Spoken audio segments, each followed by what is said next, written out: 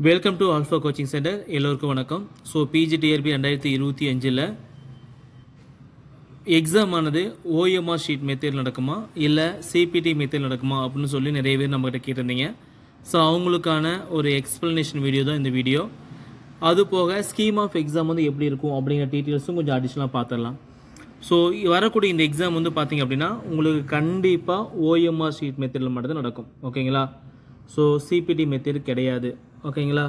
Next scheme of examination பொறுத்த வரைக்கும் இதற்கு முன்னாடி நடந்த எக்ஸாம், ஓகேங்களா, இதுக்கு முன்னாடி நடந்த பிஜி எக்ஸாம் பார்த்திங்க அப்படின்னா உங்களுடைய மேஜர் சப்ஜெக்டில் 110 mark, educational methodology psychology 30 mark, general knowledge ஜிகேலேருந்து 10 மார்க், டோட்டலாக 150 மார்க் இருந்துச்சு. இதுதான் ஸ்கீம் ஆஃப் எக்ஸாமினேஷன் இதுக்கு முன்னாடி. ஓகேங்களா?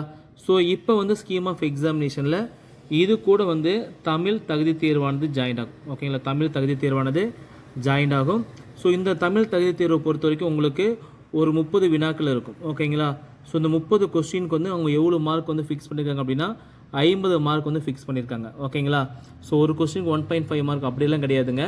முதல்ல இருக்கக்கூடிய 20 வினாவுக்கு கொஸ்டின் பேப்பரில் 1லேருந்து 30 வரைக்கும் இருக்கும். ஸோ அதில் 1லேருந்து 20 வரைக்கும் இருக்கக்கூடிய வினாவுக்கு வந்து பார்த்திங்கன்னா 2 மார்க்கு, 21லேருந்து 30 வரைக்கும் இருக்கக்கூடிய வினாவுக்கு வந்து பார்த்திங்க அப்படின்னா 1 மார்க். சரிங்களா? ஸோ இந்த 30 வினாக்கு எவ்வளோ மார்க் கொடுத்துருக்காங்க? 50 மார்க் கொடுத்துருக்காங்க. இதில் நீங்கள் 20 மதிப்பெண் எடுத்தாவே பாஸ். ஓகேங்களா? ஸோ 50 மார்க்கில் நீங்கள் 20 மார்க் எடுத்தால் வந்து பார்த்தீங்க அப்படின்னா தமிழ் தகுதி தேர்வில் நீங்கள் பாஸு. ஸோ நீங்கள் வந்து அடுத்த எக்ஸாம் வந்து பார்த்தீங்க அப்படின்னா எழுதிக்கலாம். சரிங்களா? அடுத்த முதன்மை தேர்வு வந்து பார்த்தீங்க அப்படின்னா உங்கள் பேப்பர் வந்து எவாலுவேட் பண்ணுவாங்க. சரிங்களா?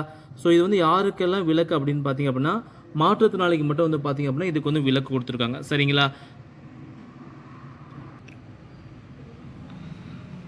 ஸோ இந்த எக்ஸாம் பொறுத்த வரைக்கும் உங்களுக்கு தமிழ் தகுதி தேர்வு வந்து பார்த்தீங்கன்னா நீங்கள் ஃபஸ்ட் டைம் பாருங்கள் தேர்வு முறையில், அதாவது பார்த்தீங்கன்னா பார்த்து வந்து பழைய நோட்டிஃபிகேஷன், இது வந்து பார்த்தீங்கன்னா புது நோட்டிஃபிகேஷன், எஸ்டிடி எக்ஸாமுக்கான நோட்டிஃபிகேஷன்.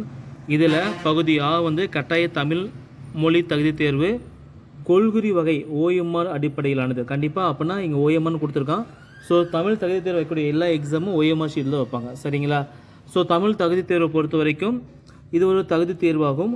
இது 50 மதிப்பெண்களுக்கு 30 கேள்விகளை கொண்ட கொள்குறி வகையை சார்ந்ததுன்னு சொல்லியிருக்காங்க. ஓகேங்களா?